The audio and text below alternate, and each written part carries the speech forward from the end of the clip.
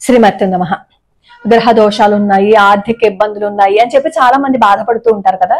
కానీ ఆ సమస్యకి పరిష్కార మార్గం తెలియక సతమతం అయిపోతూ ఉంటాం. అలాంటప్పుడు ఎందుకు వచ్చిందిరా బాబు ఈ జీవితం అని అనుకుంటాం.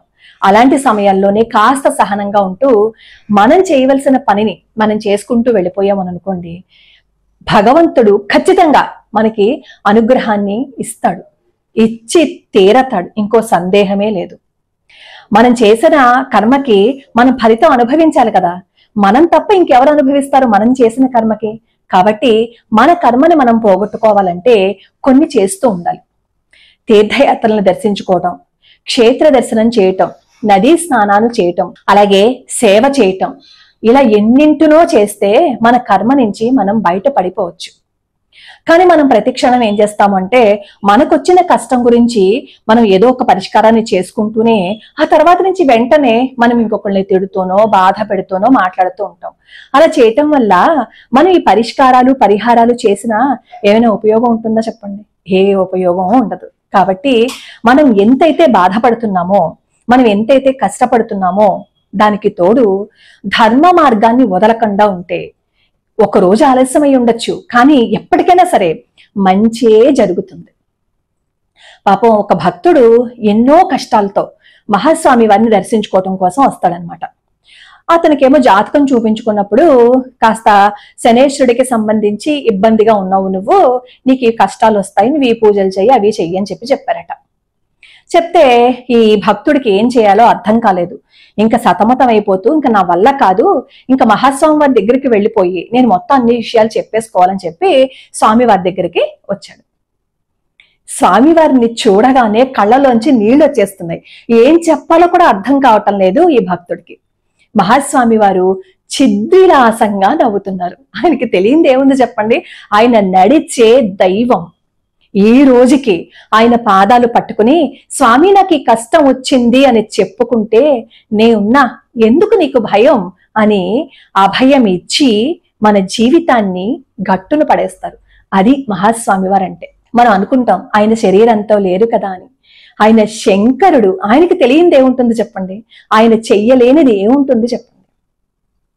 సరే, అలా కన్నీళ్లు పెట్టుకుంటుంటే ఏమీ తెలియనట్టు మహాస్వామి వారు అంటారు, ఏమైంది చెప్పు అంటారు. ఎంత అనునయంగా మాట్లాడతారు అంటే, ఒక తండ్రిలా, ఒక తల్లిలా, ఒక తోబుట్టువులా, ఒక స్నేహితుడిలా ఎవరు ఏ రకంగా అక్కడికి వచ్చి బాధపడుతుంటే ఎలా అనునయించాలి అనేది మహాస్వామి వారికి తెలిసినంతగా బహుశా ఇంకెవరికి తెలియదేమో. వెంటనే ఇంకా అంత కష్టంలో ఉన్నప్పుడు ఎవరైనా మనల్ని ఆప్యాయంగా మాట్లాడించారని అనుకోండి, కళ్ళ నుంచి నీళ్ళు వచ్చేస్తాయి కదా. ఇలాగే ఏడ్చేస్తున్నాడు ఆ భక్తుడు కూడా. అప్పుడు చెప్తాడు, నాకు చాలా ఆర్థికంగా ఇబ్బందులు ఉన్నాయి, నేను తట్టుకోలేకపోతున్నాను, నేను దీని నుంచి బయట పడలేకపోతున్నాను, మార్గం చూపించయ్యా అని చెప్పి అడుగుతారు. వెంటనే ఆ స్వామివారు ఏం చేస్తారు తెలుసా? నేను ఉన్నా కదా, నీకెందుకు అన్నట్టుగా నవ్వుతూ చెప్పు ఇంతకీ ఏమైంది అంటే, అప్పుడు ఈ భక్తుడు చెప్తాడు, నాకు శనేశ్వరుడికి సంబంధించి కొంచెం ఇబ్బందిగా ఉందిట, శనిగ్రహం వల్లే నేను బాధపడుతున్నాంట అని చెప్పి అంటే స్వామివారు అంటారు, ప్రతిదానికి అలా ఆలోచించుకోవటమేనా? ఇప్పుడు నేనున్నాను, అస్తమాను తిరుగుతూనే ఉంటాను, నా నక్షత్రం అనురాధ, అధిపతి శనేశ్వరుడు, అంటే ఇప్పుడు నేను అస్తమాను తిరుగుతున్నందుకు కారణం శనేశ్వరుడు అనుకోమంటావా అని అంటూ ఏ గ్రహము మనల్ని ఇబ్బంది పెట్టదు. ముఖ్యంగా శనేశ్వరుడు మన ప్రారబ్ధ కర్మలను అనుభవించేటట్లు చేస్తాడు. ఆ దశలోనే మనకి తన వాళ్ళెవరో పరాయి వాళ్ళెవరో తెలుస్తుంది.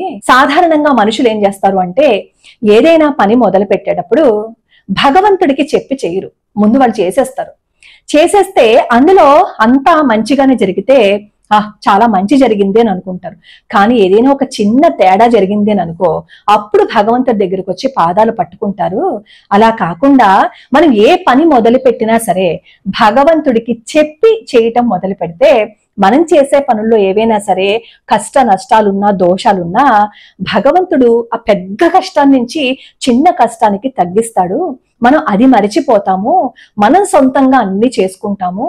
అలా కాకుండా ముందు భగవంతుడు పాదాలు పట్టుకో, నీ కులదైవాన్ని మరిచిపోకు, నీ కులదైవానికి పూజలు చేసుకుంటూ నువ్వు సద్గురువును ఆశ్రయించు అంటారు మహాస్వామి వారు. మహాస్వామి వారి కంటే సద్గురువు ఎవరుంటారు చెప్పండి? ఆ పాదాలే పట్టేసుకున్నారు కదా ఇంకా భక్తుడు జీవితం మారకుండా ఉంటుందా? అభయం ఇచ్చింది ఎవరు అక్కడ? మహాస్వామి వారు ఇచ్చారు.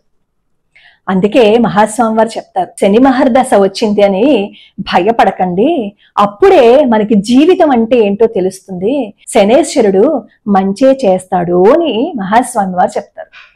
మనకి ఎన్నో బాధలు కష్టాలు అవన్నీ ఉంటాయి. మనం ఈ మనుషులనే ఆశ్రయించే కంటే అమ్మవారి పాదాలు పట్టేసుకున్నాము అని అనుకోండి, వదలకుండా పట్టేసుకున్నాము అని అనుకోండి, అక్కడి నుంచి అమ్మవారికి కదలడానికి కొంచెమైనా సరే అవకాశం ఉంటుందో చెప్పండి? అబ్బో ఇది పట్టేసుకుంది, ఇంక దీన్ని కష్టం నుంచి మనం బయట పడేయాలి అని అమ్మవారు ఒక్కసారి తన చూపుని మన మీద పడేశారు అంటే జీవితం మారిపోదా చెప్పండి? పరమాచార్య స్వామి వారు అపర కామాక్షి అవతారం. ఆయన కాళ్ళు పట్టుకుంటే కష్టం కూడా వెన్నలాగా కరిగిపోతుంది. అపార కరుణా సింధుం జ్ఞానదం శాంతరూపిణం శ్రీ చంద్రశేఖర గురుం ప్రణమామి ముదాన్వహం.